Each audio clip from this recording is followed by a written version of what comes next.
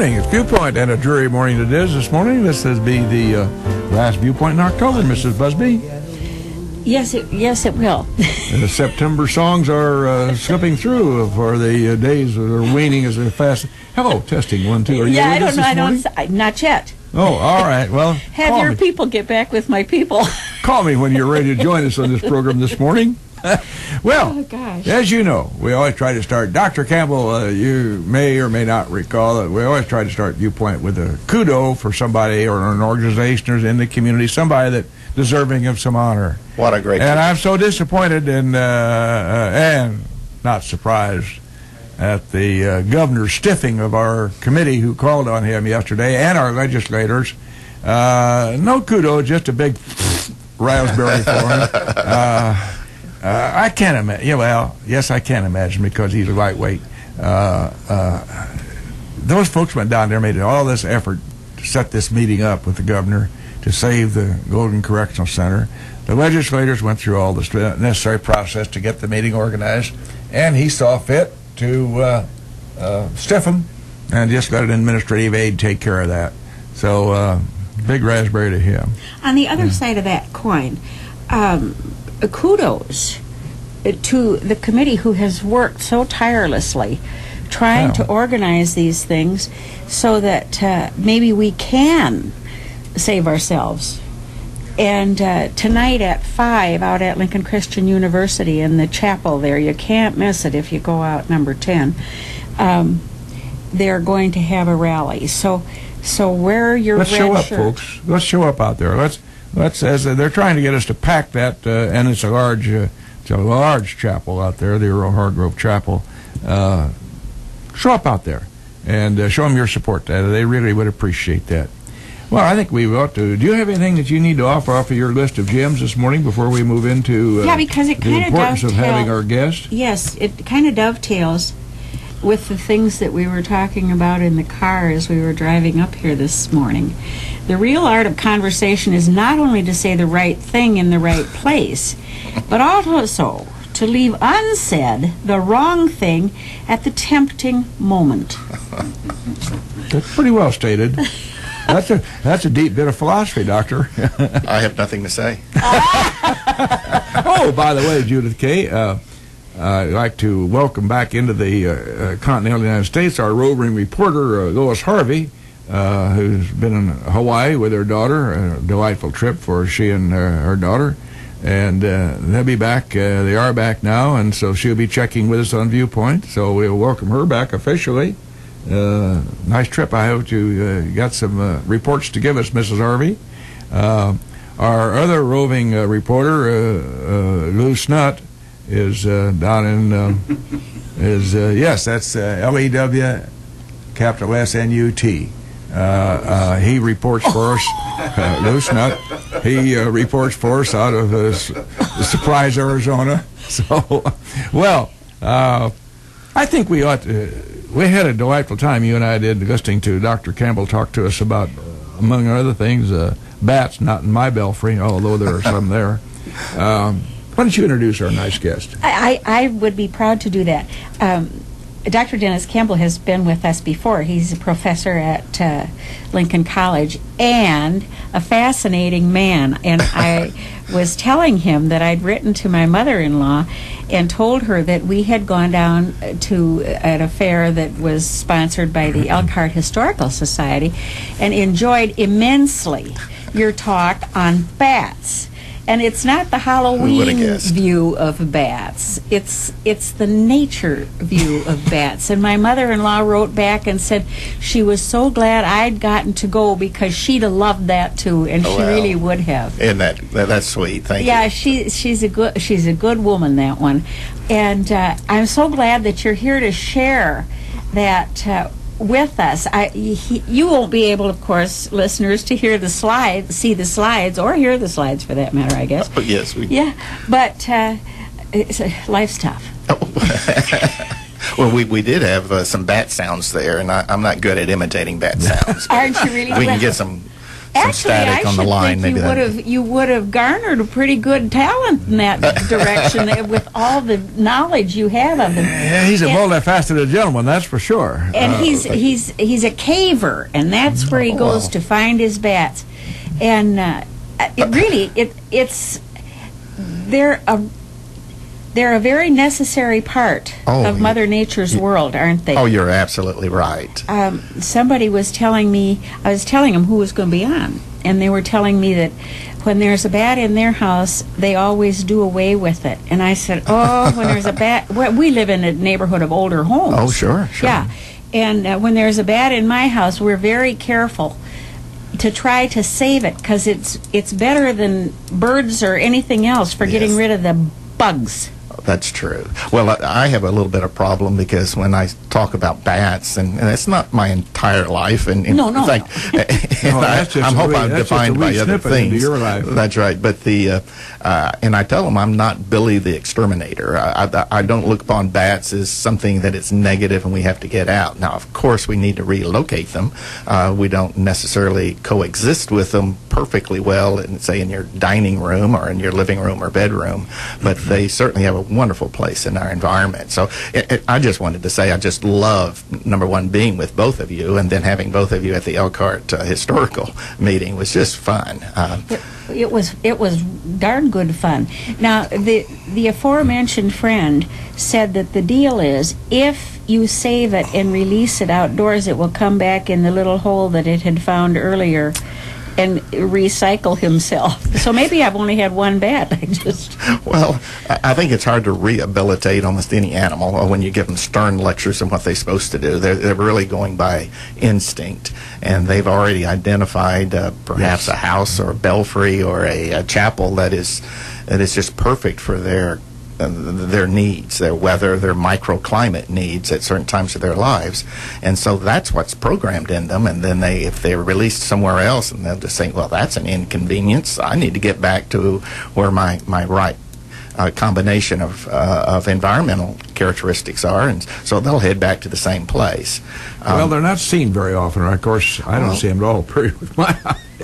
But many, or a few, or... Well, we have many bats, not many types of bats, though. But we do have, in numbers of species, we have a lot of bats around here. Well, I'm with you. We just normally don't see them. Now, take a youngster in summer, and I think of my grandson, or you find somebody and go out and put up a lawn chair by a street light, and in summer you'll watch the bugs go around. You might even find toads at the bottom of the light feeding. Yep. But just glance up there at the top. The birds are probably have already settled in for the night, and they don't feed at night. The ones that are be swooping in up there, you'll see bats. Now, people will tell you in older homes right here in Lincoln and in Logan County in general, they will have bats that'll accidentally move down to their living area. They certainly like the attic much fits their lifestyle better, but they'll see them almost every year. So if you don't have an attic, or the bats haven't found your attic, and you don't really go out and purposely look above street lights at night, we normally don't even run across them. Now, we have plenty of bats that love the forest, that live in bark of trees. One of the things that I lament is that we don't really have a society that gets out in forests as much as my childhood was. If more people spent some time in the forests, and I don't know, maybe it's not good to peel back bark, but I certainly take peeks behind bark as often as I can, or a rotted tree. And are you successful many times? Oh, many times. Is that right? You have to.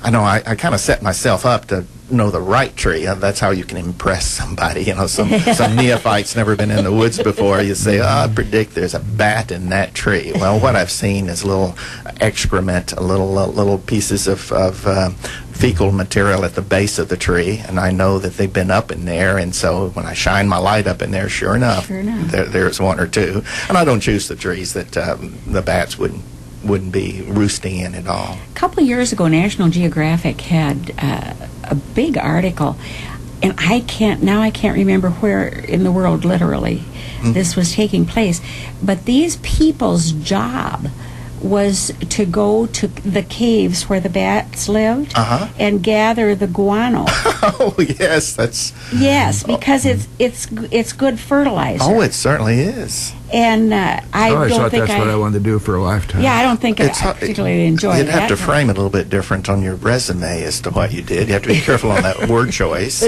But bat excrement mining is, and that's caught me by surprise. You know, I really did start out as a caver, and I appreciate you not saying spelunker. Us cavers always said, well, that's a cave hobbyist. I've actually had part of my life as a true. I even put that on my IRS, what's your occupation form. I don't think too many people appreciated that, but caving and working with organisms all over the world and kind of working with the ecosystem, it's really disconcerting to hear a lot of movement in the back of the cave, and then you show up back there and there's 5 or 6 fairly burly guys with picks and shovels standing and staring at you. They're wondering what you're doing here. They think you're looking for gold or something. We're wondering what they do. And more than once, they've been sitting there stuffing Digging out sacks the with bat poop. That is absolutely right. And selling us to us gringos up in the north. We buy that stuff, as long as you call it fertilizer. High in nitrates, and it's really good to supplement your lawn and your garden. I bet people don't even know that they've bought that. And I don't think they'll probably even say it on the sack. I think that would be. It's a secret. I think so. Doctor, at what age did you decide that you wanted to become a scientist, sir? Well, growing up in East Texas, I didn't really think I would have much choice in life. You know, there were lumber mills and there's farms, and then the parents moved to Dallas, a big city, and went through your typical education, fairly poor side of town. I just pay attention to my heritage. My mother was a farm girl. My father was really in his life, even a little bit wealthier than my mother's family, had great connections to the land, and I would just listen to them about gardening and farming, and from the very beginning I thought, well, that would be good. I should know a little bit more about farming, and I would read books. Never became a farmer, but was really interested in plants and animals. And then I got your typical education in East Texas. You want to get as far away from that as possible, so I moved all the way to West Texas, which had a different feel to it. It was more of the western arid area. And life choices, accidentally. I had already worked for the Dallas Museum of Natural History when I was a youngster, and boy, what a great mentor I had. Chuck Finsley there, who was the curator of botany, curator of geology, kind of adopted me and my brother and other people, and there was no way that I was going to do anything else in life other than try to learn as much about what's lying around. You ultimately then moved even further and ended up in Australia. Well, that's true. How long were you there? And was it the bats? Was it the caving that drew you? It was the caving, and Is that right? Oh, absolutely. I had just gotten my master's degree, and I was actually drafted and went into there in the Vietnam War time, but didn't go to Vietnam, and kind of looking at my choices, I could perhaps be here, Texas, the rest of my life, and maybe that was going to be my future. But all of a sudden I got this letter from Australia. This professor in the University of New South Wales had been following my research in caves. I used to work in Carlsbad Caverns and other caving systems and doing scientific research on cave adaptation of certain critters. Again, if you're in a bar somewhere and a young lady sits down, you don't really sit down and say that you're an expert on bat guano or ticks or things like that. So I had to make up stories. So I would say, oh, yes, and I also work with vampire bats. Again, that didn't even get any dates either. But